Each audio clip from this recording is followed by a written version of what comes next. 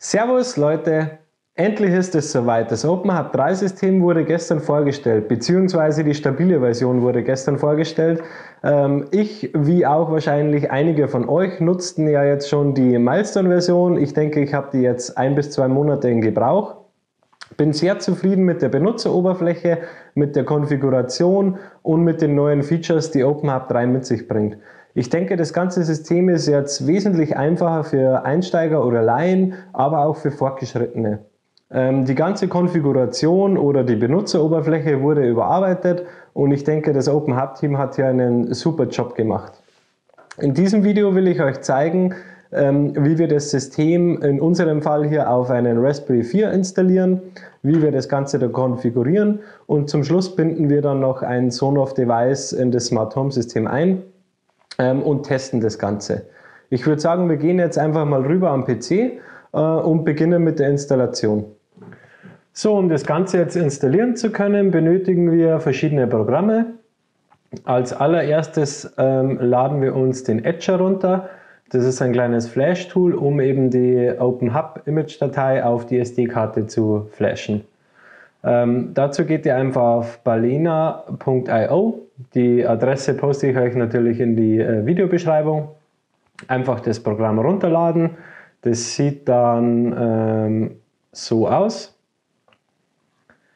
Außerdem benötigen wir dann noch den PuTTY, um eben auf den Raspberry zugreifen zu können und verschiedene Einstellungen vorzunehmen. Falls ihr die beiden Programme runtergeladen habt, holen wir uns natürlich noch die Image-Datei des OpenHub 3 Systems.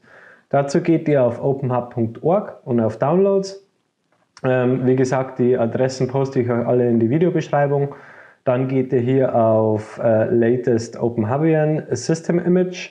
Vorher solltet ihr hier noch das richtige System auswählen. In unserem Fall installieren wir das Ganze auf einen Raspberry. Deswegen nehmen wir hier natürlich Raspberry Pi und dann die stabile Version.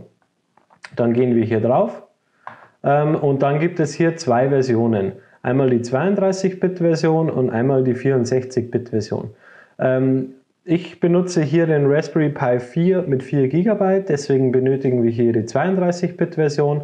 Wenn ihr die 8 GB nutzt, dann müsst ihr euch die 64-Bit-Version runterladen.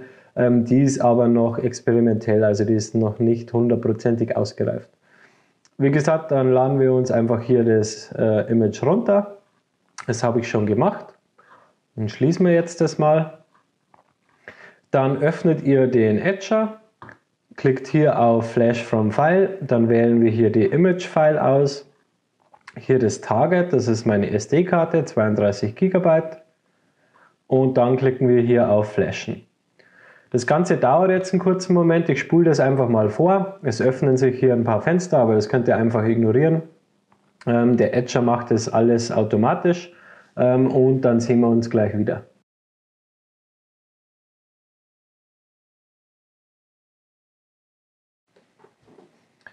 Das Ganze ist jetzt gleich fertig, das wird nur noch kurz überprüft. Danach können wir schon die SD-Karte in den Raspberry stecken. In meinem Fall benutze ich jetzt ein LAN-Kabel. Es kommt darauf an, wie ihr das Ganze konfiguriert oder wie ihr das Ganze zusammenfügt, sage ich mal. Wie gesagt, ich stecke einfach die SD-Karte in den Raspberry rein. Dann verbinde ich das LAN-Kabel mit dem Raspberry und dann lasse ich das Ganze booten. Das machen wir jetzt kurz. So, einfach die SD-Karte in den Raspberry. Ihr könnt natürlich auch die Wi-Fi-Verbindung nutzen. Dazu poste ich euch dann in die Videobeschreibung noch eine kurze Anleitung. Für mich ist das immer ein bisschen einfacher, wenn ich das am Anfang einfach mit dem LAN-Kabel mache. Dann weiß ich hundertprozentig, dass es funktioniert.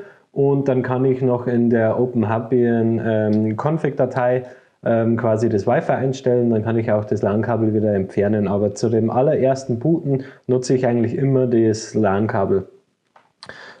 So, jetzt verbinden wir den Raspberry einfach noch mit dem Netzteil und dann bootet das Ganze hoch. Das dauert dann circa 15 Minuten, bis das System hochgefahren ist. Ihr könnt es auch überprüfen, indem ihr immer wieder mal auf diese Seite hier geht. Das ist dann im Endeffekt der Zugriff für euer OpenHub-System. Aber wie gesagt, es dauert meistens ja, so 15 Minuten, bis das alles eingerichtet ist und bis das System dann hochbootet. Das spule ich jetzt auch natürlich gleich vor und dann würde ich sagen, sehen wir uns gleich wieder.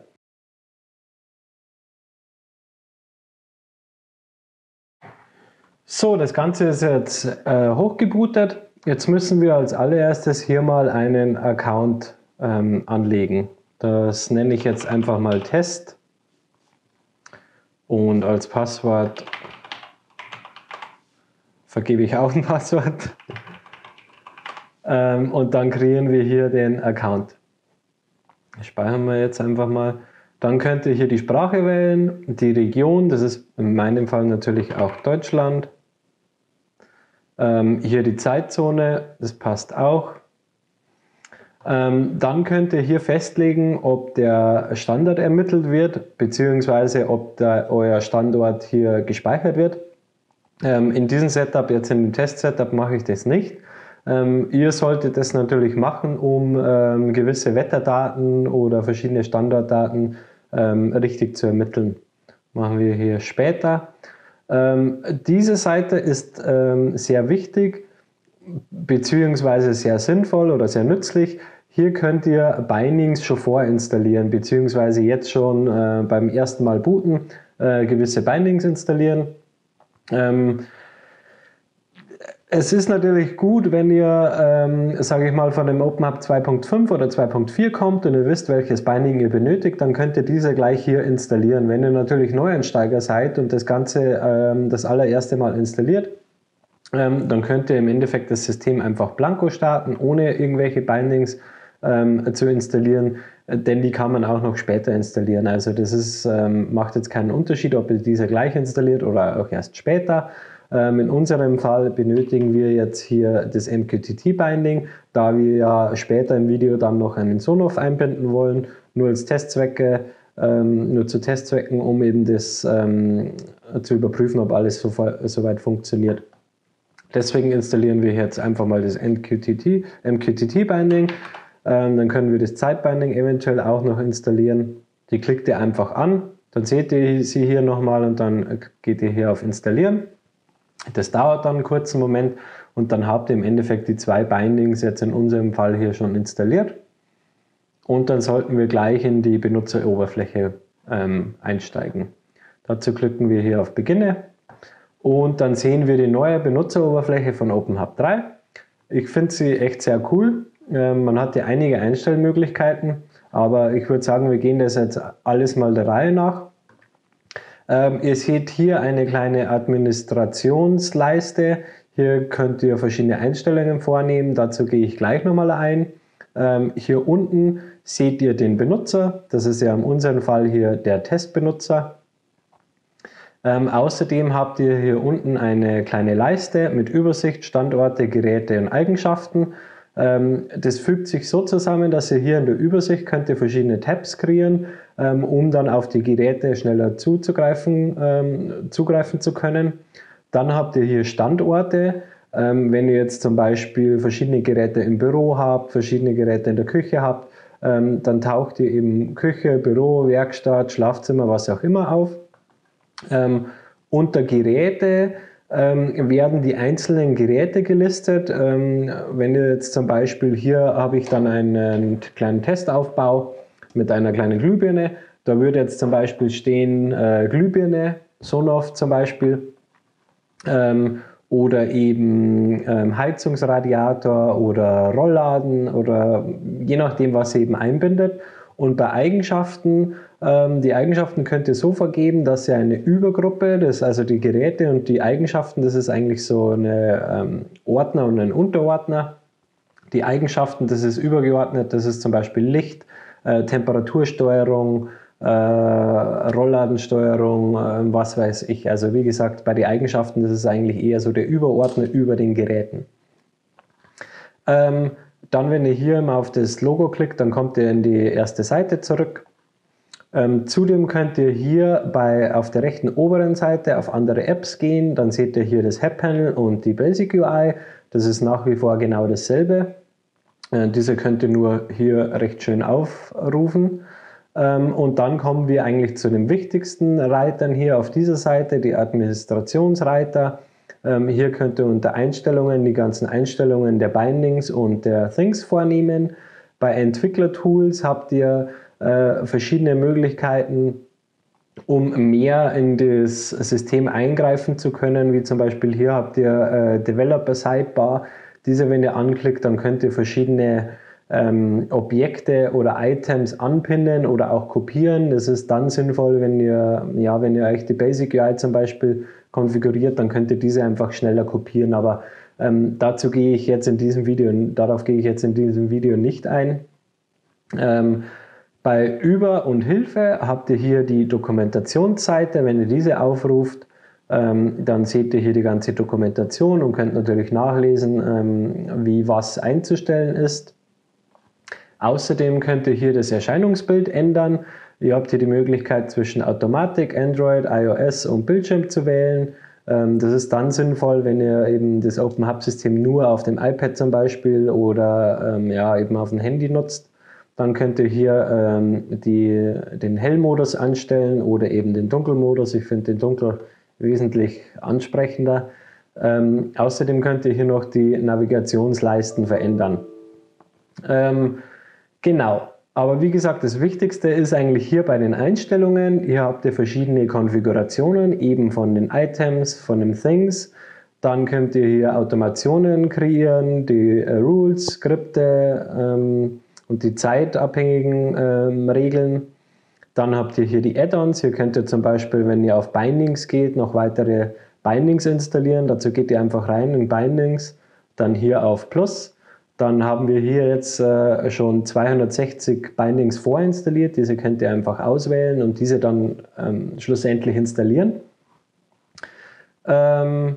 Außerdem haben wir hier die Transformationen, die User Interfaces, also ihr könnt alles einstellen. Hier auf der rechten Spalte haben wir dann die, die systemübergreifenden Settings, wie eben die Netzwerkeinstellungen oder regionale Einstellungen. Und hier unter den untergeordneten Services haben wir dann noch eben für die Basic UI den Language Server und das MQTT Grundsystem oder die Grundeinstellung. Um jetzt eben das die MQTT Bridge zu installieren, müssen wir als allererstes mal auf unseren Raspi zugreifen. Dazu gehen wir jetzt auf die Fritzbox, schauen kurz, welche IP-Adresse die Fritzbox hier vergeben hat, um eben dann direkt auf den Raspi zugreifen zu können und dann den Mosquito zu installieren. Den brauchen wir, den müssen wir erstmals in der Konsole installieren, um eben dann die Bridge in der Benutzeroberfläche des Open Hub Systems einbinden zu können. Ich habe jetzt hier das mit LAN angeschlossen, dann haben wir hier Test Open Hub 3, das ist diese IP-Adresse. Ich schließe das jetzt mal kurz. Dann gehe ich hier auf den PuTTY, da habe ich noch eine alte Config offen. Gebt ihr hier einfach in den Hostname die IP-Adresse ein, öffnet diese, dann fragt er euch, ob ihr darauf zugreifen wollt. Standardbenutzer ist OpenHubian, Passwort genauso. Und dann habe ich mich verschrieben. Und dann loggt er sich schon in die Konsole, sage ich mal, ein. Natürlich könnt ihr jetzt erstmal ein Update machen. In meinem Fall mache ich das jetzt nicht. Wir gehen jetzt einfach nur auf sudo openhubian config. Fragt er nochmal nach dem Passwort. Und schon habt ihr hier die Config. Hier könnt ihr verschiedene Einstellungen vornehmen. Ich habe ja vorhin gesagt, dass ich bei dem Erstboot immer das LAN-Kabel nutze. Hier könnt ihr zum Beispiel, wenn ihr auf System-Settings geht, die Wi-Fi-Einstellungen vornehmen, um eben dann das LAN-Kabel wieder abstecken zu können. Wie gesagt, das lasse ich jetzt erstmal dran, aber hier könnt ihr das auf jeden Fall einstellen. Wir benötigen jetzt aber den Mosquito. Deswegen gehen wir hier auf Optional Components und dann seht ihr hier schon Mosquito Broker. Klickt ihr drauf. Dann fragt ihr euch nochmal, ob wir den wirklich installieren wollen. Das machen wir natürlich. Das dauert jetzt einen kurzen Moment. Und dann sollten wir schon einen Benutzer und ein Passwort kreieren können. Und dann geht es eigentlich weiter, um die Bridge dann zu installieren. Jetzt fragt er uns, ob wir hier einen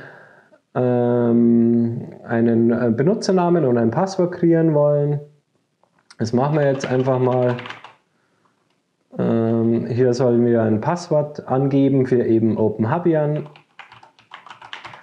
Ich mache jetzt auch mal einfach OpenHabian und dann startet er schon, dann bekommen wir die Meldung, dass der MQTT oder besser gesagt der Mosquito gestartet wurde. Und dann sind wir hier soweit fertig. Da können wir hier auf Exit gehen und PuTTY wieder schließen. Dann gehen wir wieder auf unsere Benutzeroberfläche. Hier dann auf Einstellungen. Ich gehe jetzt nochmal kurz Startseite. Hier einfach auf Einstellungen. Dann gehen wir hier auf die Things. Wir gehen erst auf die Einstellungen, dann hier auf MQTT Broker, System Broker Connection. Dann könnt ihr hier einen Namen vergeben. Ich vergebe jetzt hier keinen Namen. Bei Broker Host mache ich Local Host. Sichere Verbindung mache ich jetzt nicht, könnt ihr natürlich machen, dann müsst ihr den Broker-Usernamen und das Passwort, das wir eben gerade vergeben haben, eingeben, aber das benötige ich jetzt eigentlich nicht. Dann geht ihr hier auf Save. Dann gehen wir auf die Things, gehen hier auf das Plus, hier dann wieder auf MQTT Binding und dann fügen wir den MQTT Broker, die Bridge hinzu. Hier bei Unique ID könnt ihr einen Namen vergeben. Ich mache das jetzt einfach mal Broker Test. Dann als Label natürlich auch den Namen, der dann schlussendlich angezeigt wird. Das ist jetzt hier einfach MQTT Broker. Location ist eben wie vorhin gesagt der Reiter hier unten, dass wir wissen, wo befindet sich das Gerät. Ist beim Broker jetzt nicht wirklich zwingend notwendig. Und hier bei dem Broker oder Hostnamen vergeben wir wieder Localhost, da wir dieses vorhin in der System Connection eingegeben haben. Dann kreieren wir hier das und dann sind wir hier schon online. Also im Endeffekt funktioniert der Broker jetzt, wir sind online, wir können jetzt auf unsere Geräte zugreifen. In meinem Fall will ich ja jetzt einen Sonoff anschließen. Das ist die Sonoff Steckdose, also ich habe hier ja so einen kleinen Testaufbau gemacht. Ich werde jetzt einfach mal kurz herausfinden, wie die Steckdose, welche IP-Adresse ich hier habe. Da haben wir es hier eh schon. Gehen wir jetzt kurz mal drauf, um das euch zu zeigen. Ich kann hier natürlich jetzt die Lampe ein- und ausschalten. Und hier unter den Einstellungen und MQTT, hier tragen wir einfach den neuen Host ein. Das ist ja in meinem Fall eben die neue IP-Adresse des neuen Brokers. Und hier könnt ihr dann ein Topic vergeben. Ich habe das jetzt einfach mal Sonoff Steckdose genannt. Aber wie gesagt, das ist ja alles eigentlich wie gehabt. Um jetzt das Ganze hier in das neue OpenHub einzubinden, geht ihr hier auf Things, dann auf das Plus, dann auf das MQTT Binding. Manchmal geht es auch, dass der das automatisch erkennt. Also bei manchen MQTT-Geräten erkennt der OpenHub Broker das automatisch. Meistens bei den Sonoff-Geräten oder bei den Tasmota-Geräten muss man das Generic MQTT-Thing hinzufügen, also manuell hinzufügen. Ist ein bisschen umständlicher, aber ist eigentlich auch besser geworden wie früher. Wie gesagt, wir gehen dann hier einfach auf Generic MQTT Thing. Dann geben wir hier den Namen ein. Ich habe das jetzt Sonoff Steckdose dann noch ein Label, und dann bei der Bridge wählen wir natürlich den MQTT Broker aus und dann können wir das Teil schon kreieren. Dann seht ihr hier, die Steckdose ist online. Jetzt klicken wir hier mal drauf. Wir müssen jetzt nämlich noch Channels verbinden. Das ist eigentlich so wie bei OpenHub 2.5, glaube ich, dass wir erst ein Thing machen und dann einen Channel verbinden und dann werden die Items generiert. Hier ist es meiner Meinung nach ein bisschen einfacher. Ihr habt hier oben einfach die Reiter. Dann sehen wir ja, the Thing ist online. Dann gehen wir hier einfach auf Channels.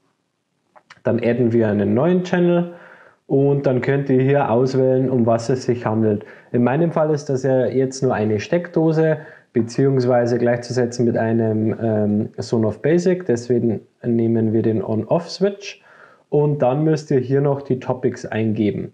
Ich habe ja schon mal ein Video dazu gemacht bei dem MQTT.fx, das Programm, wo ihr die Topics und die Commands rausbekommt. In meinem Fall hier war ja das Gerät schon eingebunden, deswegen kann ich hier einfach in meiner alten Items-Datei nachlesen. Und zwar brauchen wir hier das State Topic. Dazu geben wir dann einfach nur, jetzt muss ich selber kurz schauen, geben wir einfach nur diese Zeile ein.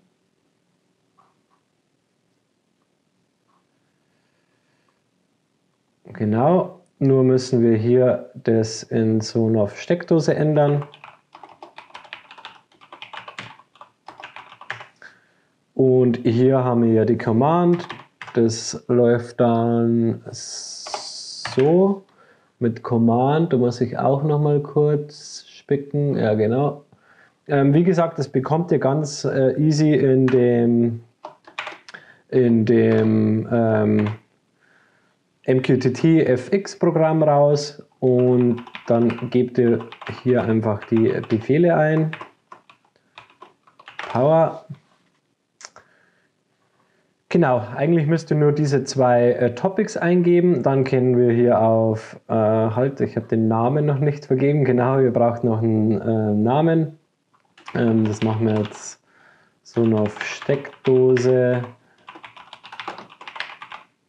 Ein Label, dann gehen wir hier auf Create. Dann haben wir im Endeffekt jetzt schon einen Channel kreiert. Mehr braucht ihr jetzt eigentlich hier in den Things nicht machen, da das bei OpenHub 3 ein bisschen anders läuft. Wir gehen jetzt einfach auf das Model.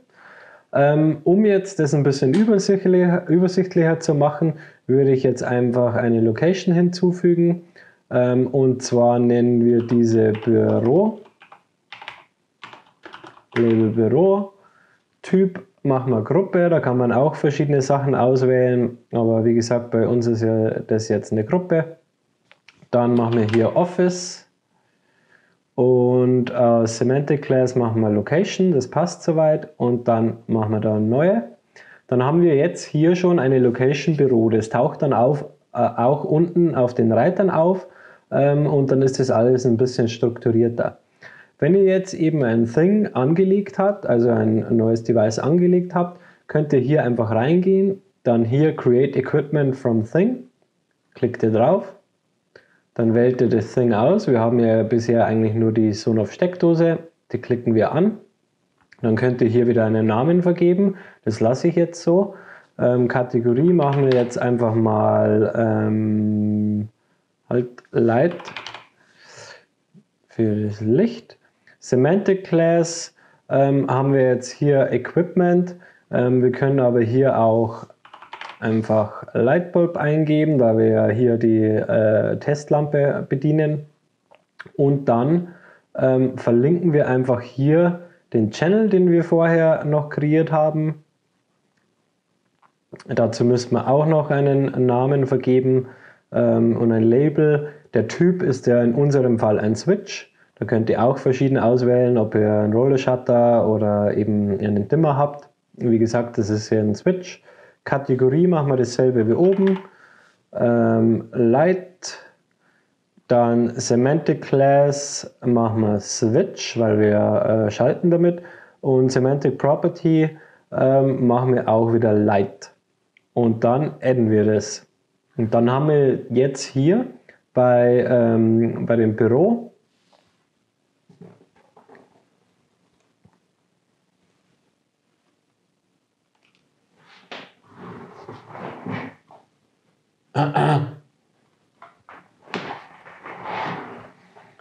Und dann haben wir jetzt hier bei dem Büro im Endeffekt eine Unterkategorie, Sonoff Steckdose und nochmal eine Unterkategorie mit dem Switch an sich. Und dann können wir hier den Switch schon oder die Steckdose schon bedienen. Das war es jetzt eigentlich mit der Einrichtung an sich von dem Thing oder von dem Device. Wenn wir jetzt hier zurückgehen auf die Startseite, dann sehen wir bei Overview noch nichts, also bei der Übersicht. Aber bei Standorte haben wir jetzt schon ein Büro. Wenn ihr anklickt, dann könnt ihr auch hier schon die Lampe bedienen. Genauso bei Geräte haben wir hier Lichter. Das war ja genau das vorhin, was ich erklärt habe, dass das alles die Unterkategorien sind. Hier haben wir bei Equipment auch Licht. Da hätten wir natürlich Steckdose schreiben können, das wäre wahrscheinlich ein bisschen übersichtlicher gewesen. Dann haben wir eben Standorte Büro, Geräte Lichter und Eigenschaften dann quasi Steckdose. Aber das bekommt ihr dann selber raus, wenn ihr mal ein bisschen mehr Devices angelegt habt. Und dann bekommt ihr da auch eine schöne Übersicht. Genau, das war es jetzt eigentlich mit der Einbindung eines Sonoff-Geräts. Ihr könnt natürlich hier alle möglichen Geräte einbinden und im Endeffekt steuern natürlich und ordnen. Hier habt ihr noch die Rules und die Scripts. Also das würde jetzt den Rahmen des Videos sprengen, wenn ich das alles erklären würde. Also mir war es jetzt einfach mal wichtig, das Programm, das OpenHub 3 an sich vorzustellen und einfach mal zu Testzwecken einen Sonoff einzubinden. Wie gesagt, wenn ihr hier andere Geräte, wie zum Beispiel ich habe Homematic in Gebrauch oder von Xiaomi verschiedene Temperatursensoren, dann tauchen die auch automatisch hier in der Inbox auf. Das ist eigentlich nur bei den Tasmota geflashten Geräten so, dass man die manuell hinzufügen muss. Aber wie gesagt, ich finde, das ist eigentlich auch recht schön gemacht. Natürlich müsst ihr dann hier noch die Basic UI anlegen und das Head-Panel. Aber das sollte man normalerweise, wenn man in OpenHub schon ein bisschen tätig war, hinbekommen. Ihr könnt hier auch, wenn ihr in den Item selber reingeht, könnt ihr noch überprüfen, welche Class ihr vergeben habt, also welche Kategorien. Hier bei Pages könnt ihr noch neue Pages hinzufügen. Wenn wir jetzt hier zum Beispiel einfach mal schnell eine Sitemap machen, neue Sitemap, machen wir jetzt einfach mal Test Sitemap, die speichern wir und dann können wir hier ein Widget hinzufügen und zwar machen wir das einfach mal einen Switch. Hier nehmen wir das Item, das haben wir jetzt ein bisschen blöd gemacht. Hier machen wir wieder Light und dann gehen wir hier auf Save und dann sollte normalerweise hier genau die Steckdose auftauchen. Also ist auch ganz easy, natürlich muss man hier noch ein bisschen schöner konfigurieren. Das ist aber auch ganz einfach möglich. Ihr geht hier wieder in die Einstellungen, dann bei Pages, dann haben wir die Test-Sitemap gemacht und dann könnt ihr hier mit dem Code im Endeffekt genau dieselbe Sitemap aufbauen, die ihr früher schon in eurer früheren Version von OpenHub in Gebrauch hattet. Genauso funktioniert das auch mit den Items. Also wenn ihr jetzt hier einfach mal in das Item reingeht, jetzt muss ich kurz nochmal zurück. Genau, wenn ihr hier Add Items from Textual Definition eingebt, dann könnt ihr im Endeffekt das von OpenHub 2.5 oder 2.4 kopieren und hier einfügen. Ihr müsst natürlich alle Bindings erstmal installieren und schauen, dass die auch anständig verknüpft sind. Nur so funktioniert das dann, aber im Endeffekt könnt ihr hier das auch mit der Textfunktion machen. Ja, wie gesagt, ich wollte jetzt das Video nicht zu lange machen. Ich hoffe, das war ein bisschen informativ und ihr könnt jetzt ein bisschen mehr damit anfangen oder könnt die Erstinstallation vornehmen. Falls ihr Fragen habt, schreibt es einfach in die Kommentare rein. Bei mir ist es auch noch ein bisschen Lernprozess, also ich bin auch noch nicht hundertprozentig fit mit dem System, obwohl ich es jetzt schon eine Zeit nutze, aber die Umstellung von dem 2er auf die 3er Version ist einfach meiner Meinung nach enorm und ist enorm gut und ja, endlich ist es da. Also ich wünsche euch viel Spaß damit, viel Spaß beim Einstellen. Wie gesagt, Fragen einfach in die Kommentare. Ich hoffe, das Video hat euch gefallen. Wenn ja, könnt ihr mir einen Daumen hoch da lassen, abonniert eventuell den Kanal und dann würde ich sagen, sehen wir uns zum nächsten Video. Bleibt gesund und schöne Weihnachtsfeiertage. Haut rein. Servus.